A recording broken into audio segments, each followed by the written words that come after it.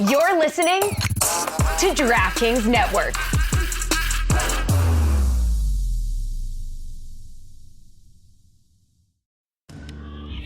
Stugazio, I want to tell you a story. I'm serious here. My wife and my 2 daughters, they begged me to buy a Peloton.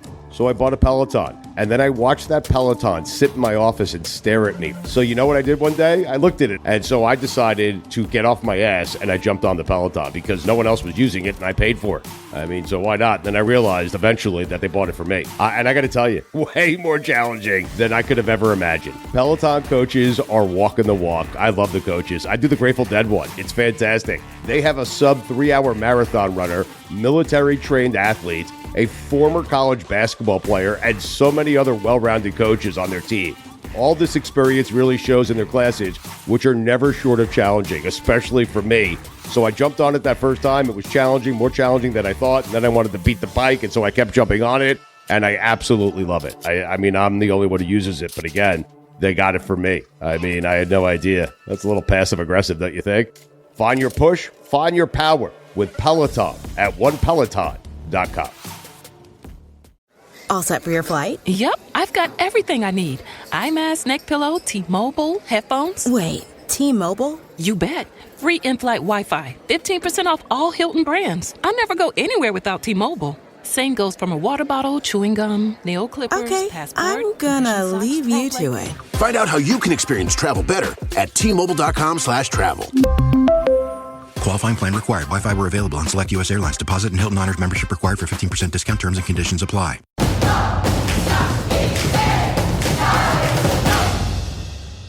Welcome to this week's hockey show. My name is Roy Bellamy. David Dwork of the Hockey News is over here, and for some strange reasons, Rose is in the studio. I don't know why you're here. Hi, Rose. Oh, hi. Welcome to this side of the camera. No, thank you. Thank you. It's people have been wanting me here, so there's been yes. There's been an increase in the demand for more Rose content. So I don't know why, because I don't know anything, but look at me. So more Rose content includes you being in the same studio as us? Yes. So it's a slippery slope. Yeah, it's a slippery slope. Okay, so we have slap shots. I don't know if you have any. Do you have any hot takes? Do you have any wins of the week? Do you have any fails of the week? No, but then why are you in the studio? I'm gonna show you things that I have. So go first with your hot takes. Dave, hot take, please. All right. My hot take is look out for the Columbus Blue Jackets. They are a team on a mission right now. Right now, as we record this on Friday morning, they're holding the first wild card spot in the East. Excuse me. They're 22-17-6. Ethan, what did you say that they were since, was it 10-2-1? Their last 21 games, they're 17-10-4, I believe, which has them on pace for like an 110-point pace or something ridiculous like that. So since they picked up Dante Fabro off waivers from Nashville, they're playing like an 110-point team. So the switch got flipped with Fabro. Well, they've got the emotional element going with the whole, they're playing for Johnny Gaudreau and, the season dedicated to him. They've got Zach Werenski playing on another planet right now, possibly a Norris Trophy winner. Here's my question to you guys, though, before we move on. Can you name 3 non-Werenski Blue Jackets? Because this is a team that has so little star power, it's kind of crazy. No. Mazurkins. I can do it. Adam Fantilli. Yeah, Fantilli. Cole Sillinger. Sergei. And Sean Monahan. Very good. Yeah, you just made up a name. No, but my point is, they're doing this with so little, big names and everything, and they're still playing well, and they're doing it the right way, and it's just a fun, great story. I'm really enjoying it, and I hope that they can continue the season, because who doesn't love a sentimental... And the best part is that Johnny Hockey's best friend, Sean Monahan's having a great year. Oh, yeah. He's second in the team in scoring. Yeah. Or no, he's third. Excuse me. He's behind Marchenko and the ridiculous Zach Werenski, who's actually leading Columbus in scoring as we sit today. From the blue line. This guy's probably going to win the Norris Trophy if he keeps it up. Yeah, I guess the same could be said about Cole Caulfield in Montreal, talking about best friends and everything. Yeah, that's true. You always say the number change. Yeah, the number change kind of changed everything for him in that situation. My hot take is from the Devils-Panthers game earlier this week. The hit by Matthew Tkachuk on Nico Hischier was clean. I don't care what anybody else says. I don't think this is much of a hot take, Roy. It apparently is, because I've been fighting with everybody. But I mean, Jesus. This was This was a good shot from Tkachuk, I thought. I had to explain the rules here when it comes to checking. In this situation, and we're showing this on video as a loop here. First, that's not interference. That was the call on the ice was interference. Nico Hischier touched the puck before Matthew Tkachuk hit him, right? Matthew Tkachuk hit him up high, but it was in the chest. It was not in the head. Nope. And, of course, they're all saying that he left his feet. No, he left his feet after contact. Thank you. That's the major contention that everybody seems to be having. That is not charging. That's of course, by the way, was not the call on the ice. It was not charging. No, that was the wrong call. If you watch the replay, the long shot, after Tkachuk hit Hischier, neither ref put his arm up. Correct. The whole scrum started, both arms were down. So I call BS a little bit. Tkachuk is officiated differently than any other player in the league. He got that call off of reputation because a scrum breaks out and they're like, well, we got to throw Tkachuk in the box for starting this. Well, it's crazy. My other problem with the league right now is that clean hits are being met like they're, two hands sticks to the mouth. It's ridiculous. Like, we're kind of watering down hockey a little bit by having these crazy reactions to big hits. It's very frustrating. There's zero reason why the Devils should have been on a power play in that situation, considering that Tkachuk got jumped. That's the other thing. No, he was in a headlock. Yep. Oh, you're going to call roughing on him for that? No, that's the referees basically saying it's okay to have that kind of a reaction to a legal big hit. It's okay. We're not going to call a penalty if you want to go ahead and react like that and be a baby. But as long as it goes against Matthew Tkachuk is the other thing. But right? calling it interference, though, which is obviously not what happened because he sure touched the puck there, that is terrible officiating. You just made up a penalty. No me gusta, Rose. No me gusta. It's not good. Yeah. So actually, I have my hot take, and my hot take is that the next NHL All-Star game should be a karaoke battle. A karaoke battle, like in the skills competition? Yeah. I think that would be more scoring points, and people will be more interested in that. They already have karaoke battles. That's every single band that the NHL books for these things. Really? Oh, you don't want to see Sidney Crosby up there singing? No, I don't want to see Sidney Crosby. Rose, who would be the best karaoke singer in the NHL? Ooh, Alexander Barkov. Yeah, I think with his accent. You could just ask me the question. I would answer. No. I think with his accent and my accent, we can do a better, beautiful duet. Imagine. I would sing an endless love. I would enjoy that. Yeah. Sure. My love, there's only you. David, who's your winner of the week? Okay, my win of the week is a young man named Cameron First. The Minnesota Wild signed this 9-year-old to a one-day contract. He is a Make-A-Wish kid. He's a young goaltender. And the Minnesota Wild signed him. He took part in a practice with the team. He got one-on-one lessons from Marc-Andre Fleury. He had the time of his life. It was just an awesome, awesome story. I loved seeing the footage from the Wild practice. There's footage right now playing of Flower giving him some tips there. And now he's robbing a bunch of Wild players in the crease, making kick saves. And just such an awesome story. It made me smile for hours after I saw it. I just love it. I wanted to share this with anybody who hadn't seen it already. Just really cool all around. Yeah. Yeah, that's great, man. Again, goaltending bias, but this one is a good one. Dude. Shut up. I'm sorry. I apologize. My win of the week. Now, as I said before. Please be a goalie. No, it is not a goaltender. It is actually Alexander Ovechkin. Now, as I said before, humans love dogs more than they love people. And with good reason, because people are stupid. No. What do you mean no? People suck. People suck. People suck. People absolutely suck. You don't suck. Oh, thank you. Yeah, you're good. You're a person. You are a good person. But people as a whole, they're bad. We have been deceived. So deceived. Okay. Yeah. But yeah, you were saying about dogs. So Ovechkin and dogs? Yeah, Ovechkin and dogs. Apparently him going to the Capital One Arena earlier this week. He met up with a couple of dogs by the name of Maxine, otherwise known as Mad Max, who was put on his back in a backpack. Aww. And another dog by the name of Hammy, who he was on a leash and he walked. Now, this is just wholesome content here that you can see on video.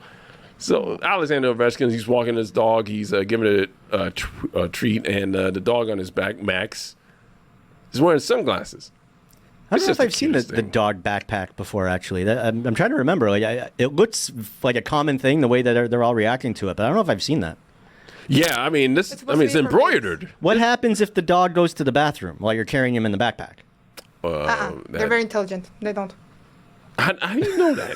Because, bro, they're trained. Come on. That's the sales pitch right there. No, you're good. Dogs are smart. Just don't worry about it. You're fine. No, they're trained. So dogs definitely don't shit everywhere. Exactly. No.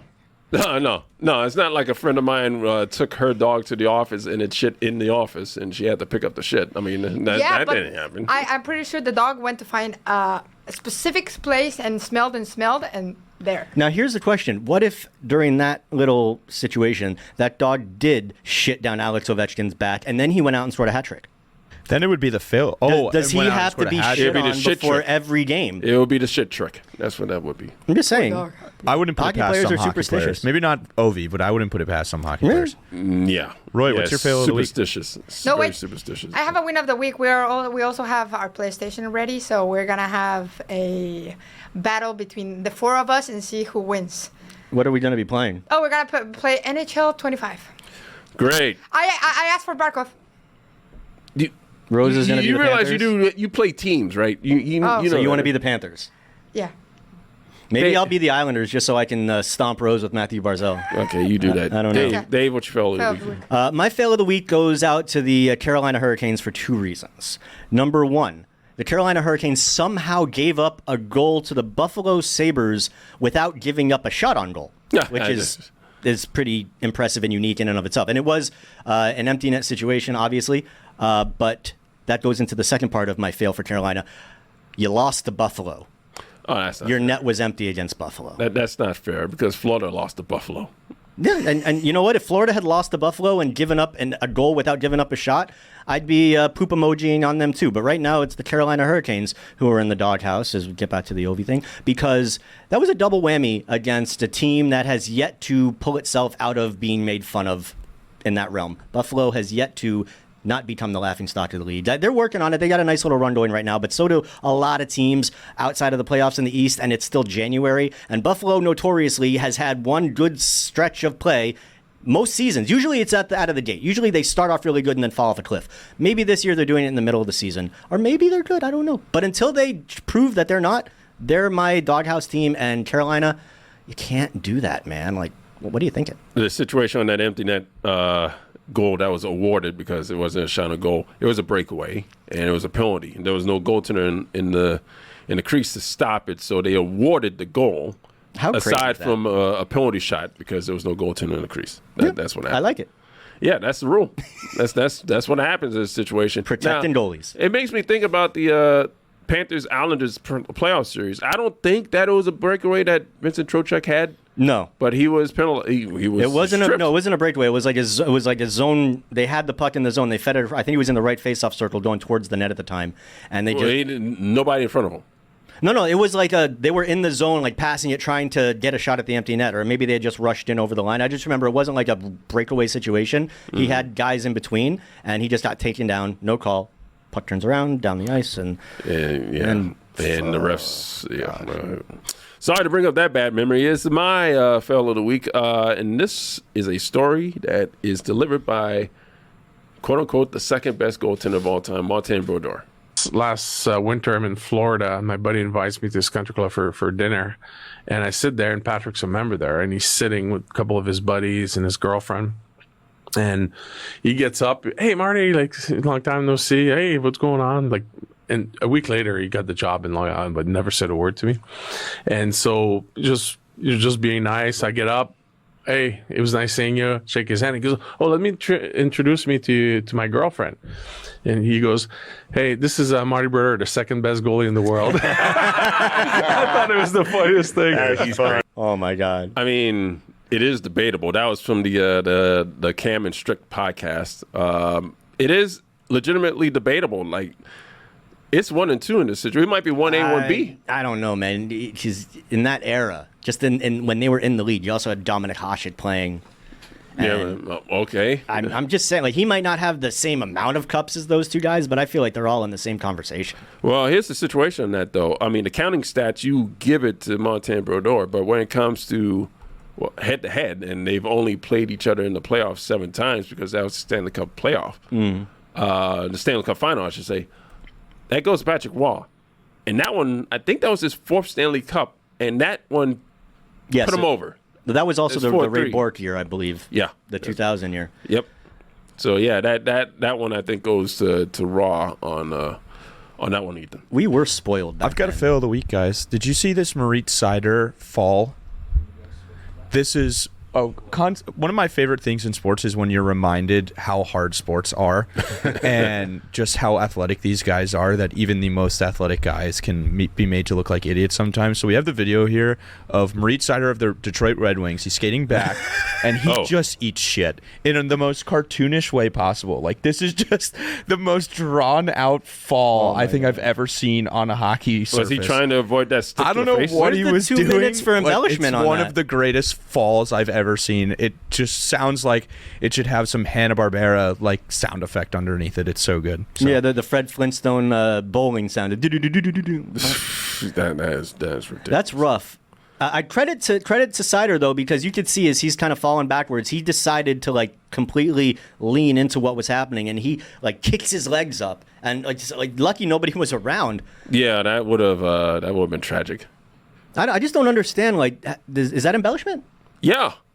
Like, no, I mean he just fell. It would be embellishment if you were trying to sell a penalty, fall. but he fell. Maybe that's what he was trying to do. Embellishment's basically like a maybe fall. he figured he's like, I'm about to eat it right now. Maybe I can try to make it look like I got taken down. Exaggerated slip on the banana peel situation there. Just not making any sense. Not going to fall for the banana in the tailpipe. You take these bananas. Coming up next, we have Adnan Virk from Prime Monday Night Hockey. We got our monthly check-in with him coming up next. Hey there, wellness warriors. If you're like me, you've given a lot of thought to how to improve your health and wellness routine this year. I've started stretching more, do a little mindfulness and meditation every day, try to clear my mind, make my body feel right. Take your health routine to the next level with the magic of contrast therapy. Meet our new amazing sponsor, Redwood Outdoors. They're making it easy to bring the benefits of saunas and cold plunges right to your backyard. A Redwood Outdoors backyard sauna seats 2 to 8 people, where you can relax, unwind, and enjoy all the benefits like reduced muscle tension, improved sleep, and glowing skin. And it doesn't stop there. Redwood Outdoors' invigorating cold plunge helps to boost circulation, sharpen your focus, and leave you feeling absolutely revitalized. Whether it's detoxing deeper, reducing inflammation, or connecting with loved ones in moments of peace, Redwood Outdoors has you covered. Enhance your physical and mental wellness routines with Redwood Outdoors. Take advantage of special savings today. Visit redwoodoutdoors.com, use code DAN to save $175. That's redwoodoutdoors.com, code DAN to save $175 on your order. redwoodoutdoors.com, code DAN.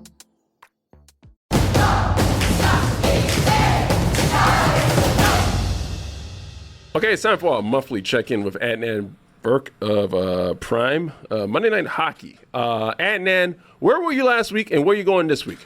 Roy, it's great to see you and David as always. And before we get into that, I want to mention the fact I was so glad I was able to give you some intel on Blake Bolden. Yes. Because you didn't just want like the official scouting report, which I did give you as well. I'm like, hey, she was a scout. Luke Robitaille loves her. But I'm like, hey, I got to give you some good stuff. The fact that she walked out on Gladiator 2 and it's completely her husband's fault crapping on Denzel. So I'm glad that was a hit. Good to have Blakey here with you guys. Last week we were in the great city of Chicago, which I got to be honest with you, fellas, aside from the anthem and Connor Bedard, there's not a whole lot to watch there in Chicago, right now at the United Center. It's Black Hawk down, and it's not a fun team to watch, but heck of a city. And again, if you've never been to Chicago, just for the anthem, literally go, enjoy the first 2 minutes. They do a hell of a job of the anthem. Not quite old Chicago Stadium, which was unbelievable. We rolled in the video of 1994, second last anthem there. But Flames win 5-2. Heck of a win for Calgary. Although, again, 5 goals against Chicago is like 10 against anybody else, or I should say the other way, 2 against anyone else. And this Monday, can't wait, fellas. Big one. Lightning Leafs in Toronto. The last time the Leafs faced the Lightning, Toronto looked great. Might have been one of their best games of the season. That was a game earlier this year on Prime. Now the Leafs have lost 3 straight. Concern in Leaf land. Big one against Tampa. It'll be fun. Well, it seems like the Panthers are keeping pace with Toronto's poor play right now. But before we get into the Panthers, I want to get into the Penguins, who have officially waived Tristan Jarry. He's getting demoted, and they're going to bring up the goaltender from the minors. What's going on with the goaltending situation in Pittsburgh? Yeah, it's ugly right now, guys. I mean, Tristan Jarry, I was talking to Jason Demers about this, and he goes, yeah, but he's been bad for a while, right? I was like, yeah, but he was supposed to be a guy. And at one point, he was a guy. He was a legit good goaltender. And Pittsburgh's a fascinating story because, especially earlier this season, you go, man, they're terrible. Like, they're in real trouble. And Mike Sullivan's been the coach there a long time. I'm a big fan of Sully's.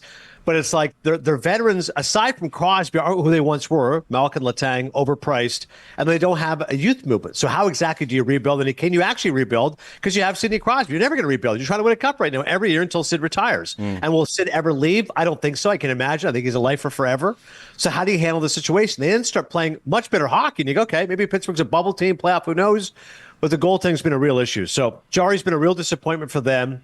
You go back and think about Matt Murray winning cups for them. Like they've never had hasn't been like Tom Barrasso there in a while. It hasn't like their goaltending's been staunch. So it's definitely a concern, and unfortunately for Jari that they had to make this move. We'll see if they can turn it around. I don't know, Dave. I don't think Pittsburgh's a bubble team, and it makes me happy, very, very much happy saying that. So go back to 2017. That's 8 years ago, right? Yeah. That's when Pittsburgh said Marc-Andre Fleury was getting too old. Yeah. He's still in the league kicking fairly decent amounts of ass. And Pittsburgh has been meandering around a good goaltender for the while since. Just curious, what would things have been like in Pittsburgh had they kept their franchise goaltender? We don't have to get into it. I just want to put it out into the universe. Dave, Roy, this should make you happy that they made such a poor decision. It does. It does. Absolutely. It does. But, I mean, come on. Your goaltending bias is just all over the studio right now. I think this is just common sense in this case, but let's get to my goaltending bias now.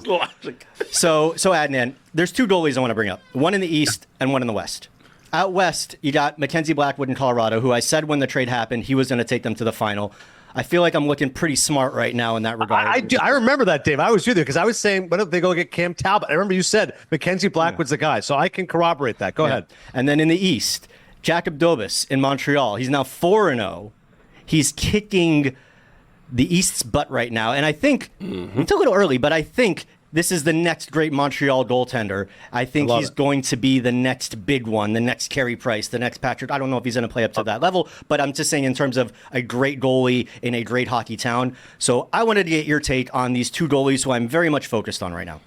Love it. Dobas first. So I was in Montreal a couple weeks ago. Montembeault played in that game, but it's fascinating. Montembeault was thought to be the guy, and he's on Team Canada's roster, as you guys know, for Four Nations. Number 3 goalie. Probably not going to play unless there's an emergency, but thought to be a good enough goalie. Now, Canada's goalies are not what they once were. To your point, it's not Patrick Waugh, Carey Price, Martin Brodeur for all those years. Now, America, of course, is the better goalie. And by the way, we got to talk Connor Hellebuck for the Hart. More shutouts than losses this year. The guy's unbelievable.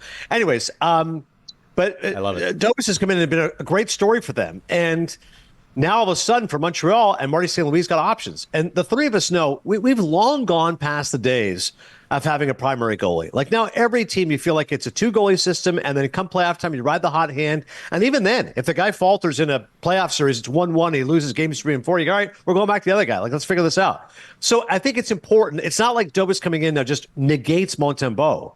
But what it does is it allows you to say, hey, we have 2 guys we think are legit goaltenders. And Montreal is a fascinating story. Early December, they look dead and buried. And now, like Nosferatu, they're actually in this playoff mix. They have not made the playoffs in 3 years, but they're at least in the conversation. Do I think they have enough? I don't, personally. But you start to look at that East, Dave, and you go, okay, well, it's going to be one of the, the Bruins have fallen off. Maybe it's the Sens. Maybe it's the Habs. Maybe it's the Flyers. It's not the Islanders. I don't think it's the Rangers. I don't think it's the Penguins. But eventually one of these teams gets in. So maybe Montreal can make a run. And this guy has been lights out. And as the three of us know, there's no better place to watch a hockey game than Montreal. It's an electric atmosphere. The fans are knowledgeable. You get chills just being there. And what he's doing right now is special. Blackwood, to your point, I remember asking, I think Steve Cooley's about this, NHL Network Radio, and he was saying, is Blackwood good enough to win a cup? And he goes, we have to get over this myth of thinking that unless you're an A-plus goalie, you're going to win the cup. Meaning, in the past, you used to say, well, unless you have Hellebuck or Shesterkin, you're going to win the cup. And then those guys haven't won a cup. Mm-hmm. So, you don't have to have the best goalie. I think Bobrovsky's has been a legit goalie. He's won the Vezina, was great for your Panthers. I get it. But I understood his point, meaning that until you become a guy who wins the cup, nobody will believe it, but there's no reason you can't win a cup. Now, right now in Colorado, we all know to start the season, they had injuries, they were underperforming, they were like that wild card team, and now it's like, dude, watch out. McKinnon for the Hart, Rantanen could be in the Hart conversation. McCarr's an elite defenseman, and Blackwood's been simply dynamite.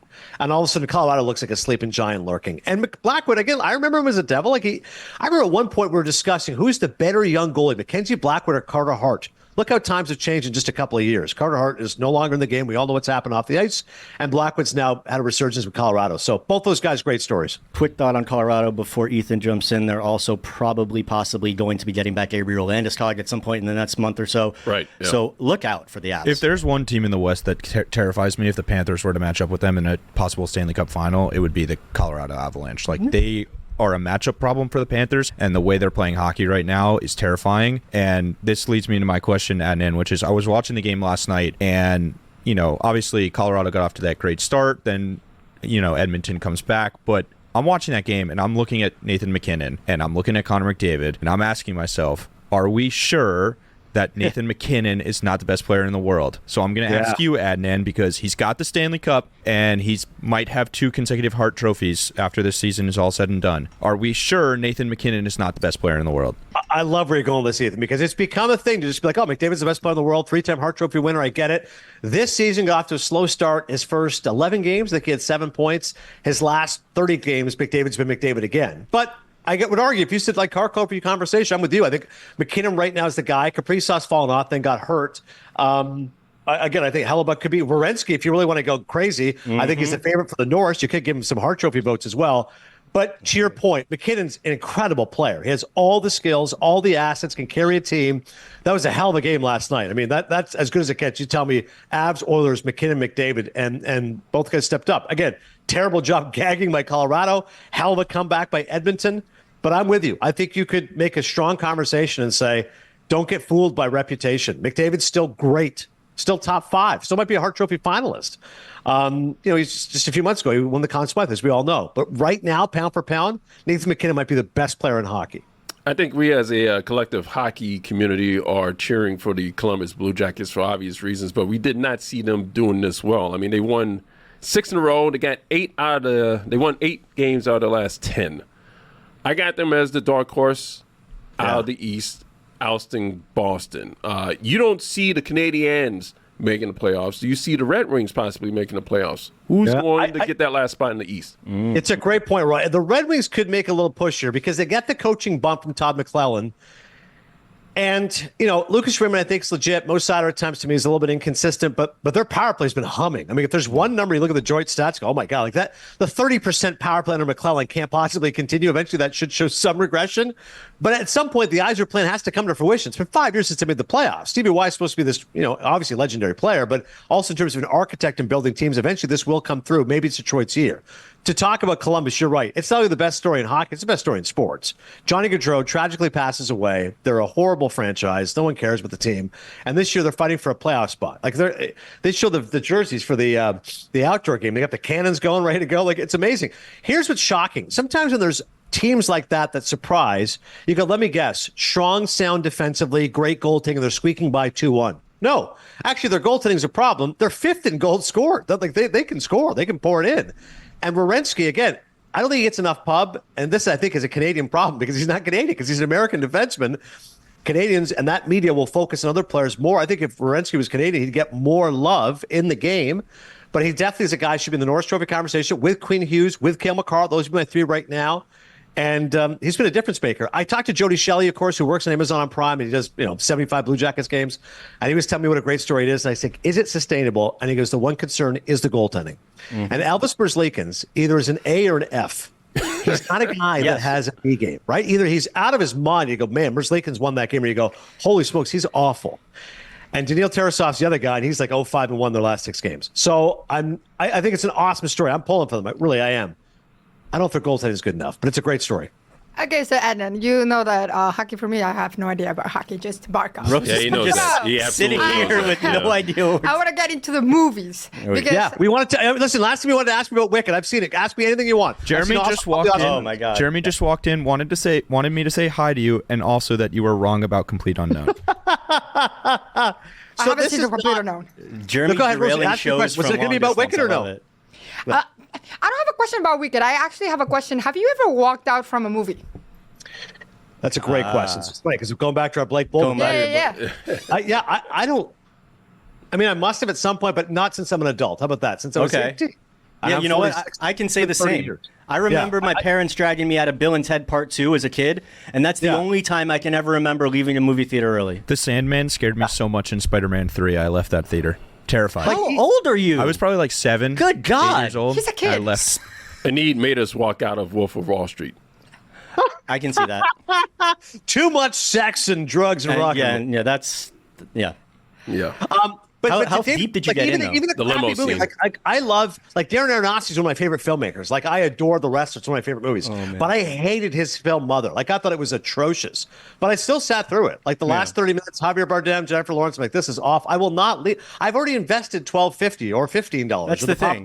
That's why would I leave? Like, we're not quitters here.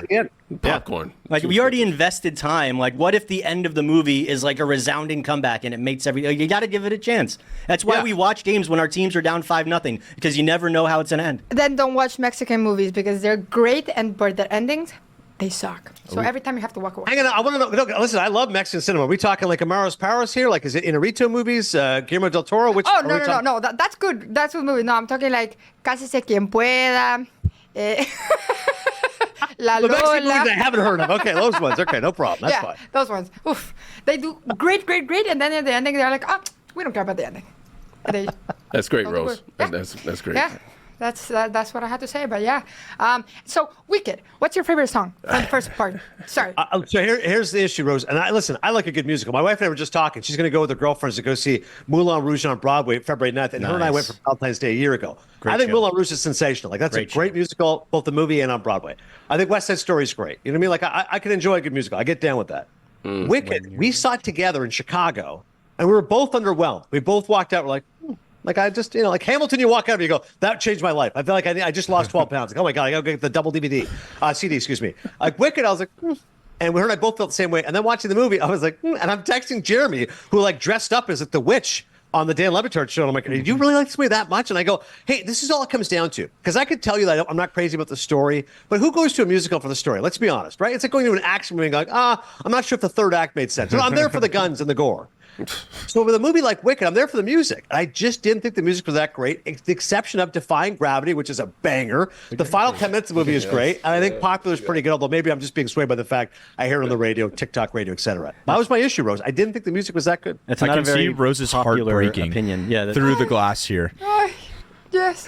It's an unpopular opinion. The movie's made $600 million worldwide. It's about to get 10 Oscar nominations. Yeah. I'm the one guy. Me and my wife are kind of like, I didn't think it was great.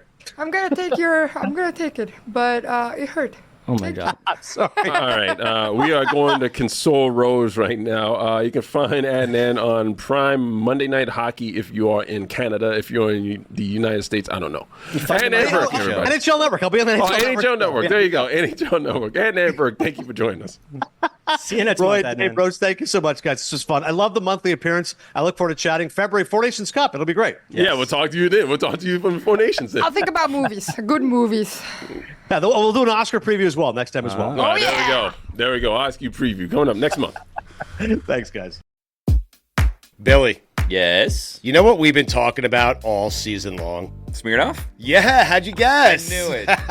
I'm a good guesser. You are. They are the official sponsor of the Dan Lebitard Show with Stugat. So you already know that it's an official vodka partner of the NFL and Super Bowl 59. We're going to be there. Oh. Yes. I can't believe we're by 59 already. Yeah. Time flies. It does. Yes. Yeah, we're old.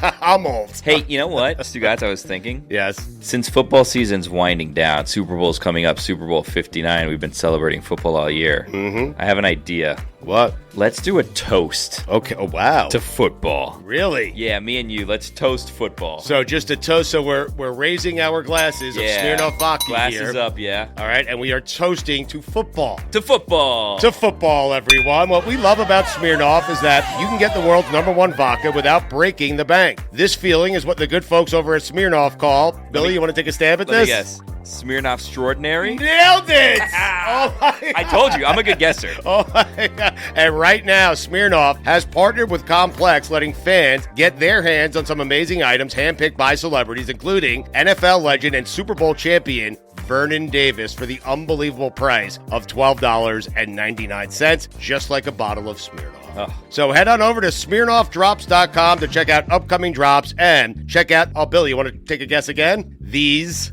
Smirnoff Extraordinary? Items. Oh, look at us. What's the website? It is SmirnoffDrop.com. Smirnoff. We do game days. Please drink responsibly. Smirnoff, number 21 vodka, distilled from grain, 40% alcohol by volume. The Smirnoff Company, New York, New York. Pricing is at the sole discretion of the retailer and may vary by state. Please do not share with anyone under legal drinking age. Billy. Yes? You know what we've been talking about all season long? Smirnoff? Yeah, how'd you guess? I knew it. I'm a good guesser. You are. They are the official sponsor of the Dan Le Batard Show with Stugat. So you already know that it's an official vodka partner of the NFL and Super Bowl 59. We're going to be there. Oh. Yes. I can't believe we're by 59 already. Yeah. Time flies. It does. Yes. Yeah, we're old.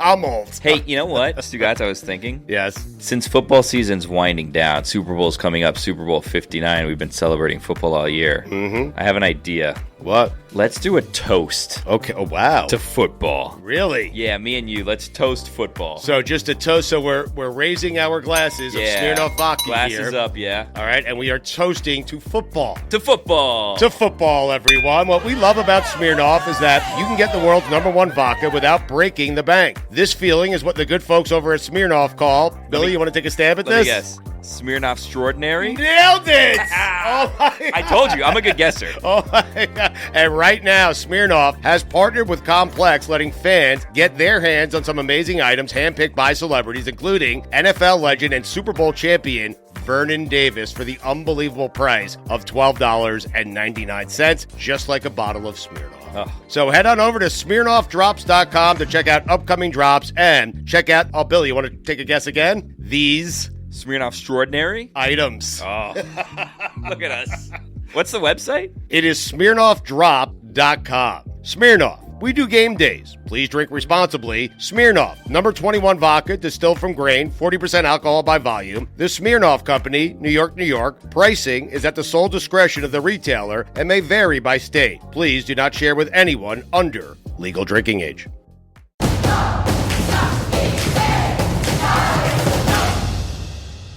So welcome back. We're talking Panthers with the boys. I'm just going to give them 3 minutes to do it. So let's go. Go. Go. That Detroit game was rough, huh? It took us so long to get to this point, and then you're like, all right, let's talk Panthers. Go. Go. So what's your first... All right. Sam Bennett needs to start scoring, huh? This is going up, so No, I got you this. better start. All right, so Okay, last weekend... let's start with Saturday. Let's start with Saturday's game against the Boston Bruins. That was on national television, and it was a fun one to watch until the very end. So they ended regulation with that Sam Reinhart goal with 1 second left, and then they ended overtime with that goal that went off of Sam Reinhart. Yeah. That was credited to David Pastrnak with, 3 seconds left. That was one of those games where it's just so frustrating because you feel like you played better. The Panthers were definitely the better team on the whole that afternoon. The overtime was just the penalty that cost them at the end because they were dominating the overtime session too. I thought that was going to be a good way to go into their week, considering they had those back-to-back road games. Mm-hmm. I just don't like the idea of giving Boston that little bit of like joy. They've been such a downtrodden team. You want to keep them down. You don't want to give them that little burst of energy like, oh, we just beat the Stanley Cup champs in their own house. It's been a week of poor officiating as well, because in that game you saw A.J. Greer basically have to fight off 4 Bruins, and somehow the Bruins ended up with a power play in that sequence, which was just ridiculous. It's been a bad week of officiating against the Panthers in this. It's not the only time that happened. No. It's also been a week of, like Bad David defense. said, outplaying teams and losing. Yeah. Right? They probably outplayed Detroit last night and lost. They outplayed the Bruins and lost. The Philly game, they got outshot. That was a great performance. They played Philly really well Yeah. for 2.5 periods. And even they much outplayed the Devils and had to go to the shootout to beat the Devils. So, Yeah. I mean, the Panthers the puck just won't go in. It's so frustrating. Like watching all these games, like we're going to talk about all these games here real quick. Like every single one of them, it feels like the Panthers have all the chances and the puck just refuses to go in the net. Yeah, I had Carmen go to the game yesterday. You had Carmen go to the game. Yeah, and I You was sent like, a correspondent? no, just send her. You're gonna have so much fun. They disappoint me. That's She too did bad. not have fun. So Saturday they lost to the Bruins 4-3 in overtime. They lose to the Flyers 4-3 in regulation. They had a 2-goal lead. Yeah. Both They had a by 2-goal lead. Sam Reinhart. 2 third-period leads. Yeah. Very un-Panthers-like loss. You don't see the Panthers. I think it had been since November of 23 or 22 or some ridiculous amount since they had last lost the game where they were leading after 2 periods. This is the time of the year that you want to go through this, though. Like in the January, February. The dog days. Like this is where you want to be learning these lessons and getting this. Because remember, a lot of people look at this Panthers team like, oh, they've been to the finals 2 years in a row. They went. No, this Panthers team hasn't done any of that. Last year's Panthers team won the Stanley Cup. A third of that team is gone. This is a brand new Panthers team. They got plenty of good players. They've got talent to get there, but they're still learning how to win together. It's a process. Every year it's a process. That's why teams just aren't good year after year after year after year. So this is when I want to see them going through that. Now, if we're talking about these same issues in March and April, bigger issue. But right now, earn your lumps. 3 minutes are up. What are you doing? We're not done. Officer Rose on the case. Back-to-back games for Sam Reinhart with 2 goals. He's been the one scoring so far, but he did not score in the game versus New Jersey where Panthers won in the shootout. That was a stellar game by Spencer Knight in that one. Yeah, but this goal by Reinhart here that we're playing the video of against the Flyers just shows everything that's amazing about Sam Reinhart. Makes a play in his defensive end, works around a defender, and no slouch in Travis Konechny, and then finishes Rousset past the goalie. Like, he's been the star for the Panthers the last week or so, and they need him to get going. He had been quiet. Now they need their other guys, Barkey, Chucky, Bennett. Hasn't scored in 19 games. They got to get him rolling again. Verhaeghe's got to get one to go. We got to save these dogs, man. We got to get Benny's buddies over here back to the fold. And he was off to such a scorching hot start with the goals this year, too. Yeah. Spencer Knight in the game versus New Jersey. What are you doing?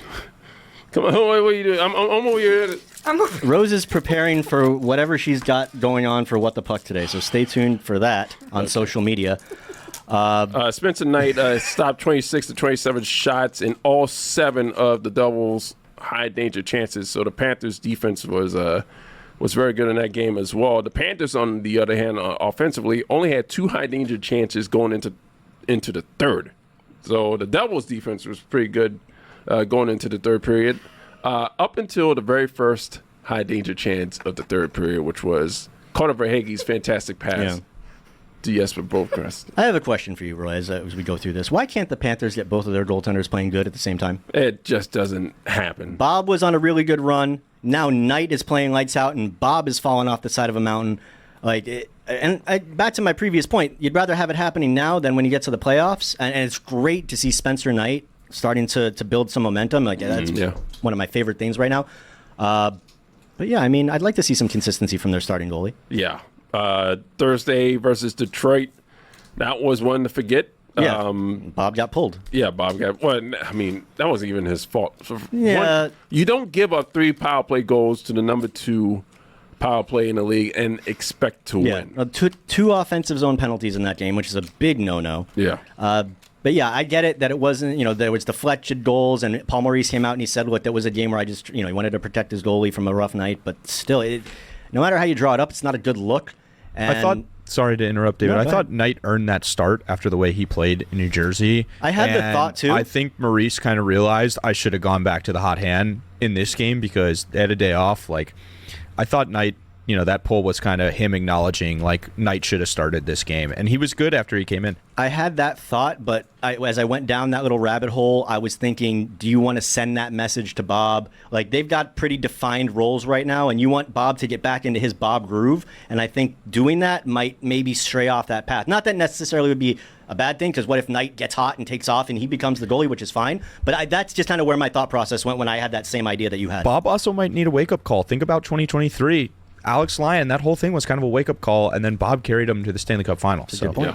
Yeah. And the Red Wings are 8-2-0 since Todd McClellan took over. That 1-3-1 power play they're running is so scary. Yeah. Somebody's going to have to figure that thing out. Yeah, and I don't believe any of these games had Aaron Ekblad in it at all.